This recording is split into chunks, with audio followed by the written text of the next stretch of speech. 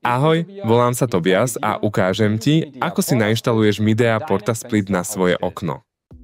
Na strešných oknách sa vonkajšia jednotka upevňuje zvonka na okne univerzálnym držiakom. Potrebuješ na to nasledovné. Ochrannú dosku, univerzálny držiak, diely číslo 1, 2, 3 a 5. Univerzálny držiak nie je súčasťou balenia a treba ho zakúpiť samostatne. 8 skrutiek, oceľové lánko. Prvý diel držiaka na okno sa musí upevniť k zadnej strane vonkajšej jednotky 4 skrutkami. Držiak musíš priskrutkovať číslicou nahor.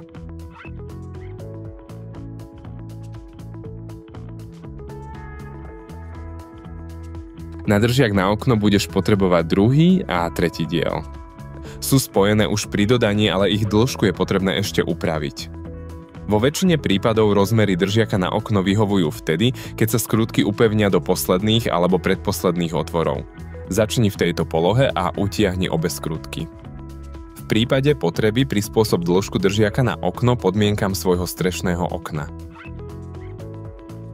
Na zaistenie držiaka na okno počas inštalácie zahákni oceľové lánko na držiaku na okno a na zadnej strane vnútornej jednotky. Na účely nájdenia najlepšej polohy držiaka na okno tento dočasne upevní k okennému rámu. Musí na streche spočívať rovno a stabilne. Dbaj na to, aby vpravo a vľavo od okenného rámu bolo aspoň 15 cm voľného priestoru. Diel číslo 5 môžeš nainštalovať iba raz. Pred aplikáciou si preto dôkladne over správnu polohu. Uisti sa, že držiak možno správne priskrutkovať. Po určení správnej polohy označ správne miesto na jednej strane držiaka.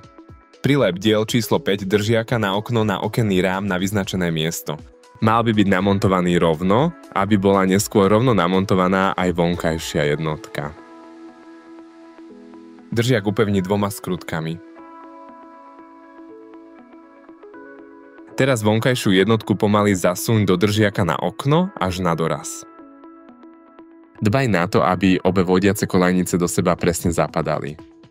Okno čo najviac zatvor. Zadná časť vnútornej jednotky Portasplit musí byť počas používania vzdialená od steny aspoň 25 cm, aby sa zabezpečilo dostatočné vetranie jednotky.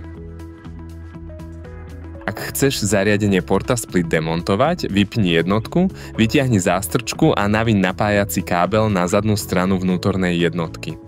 Na vnútornú jednotku umiestni ochrannú dosku. Zdvihni vonkajšiu jednotku z držiaka a polož ju na vnútornú jednotku.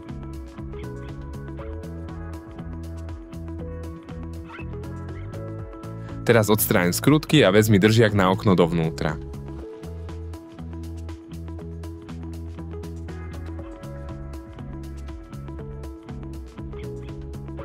Doplňujúce informácie o zariadení Portasplit a ďalšom príslušenstve nájdeš aj v priloženej príručke.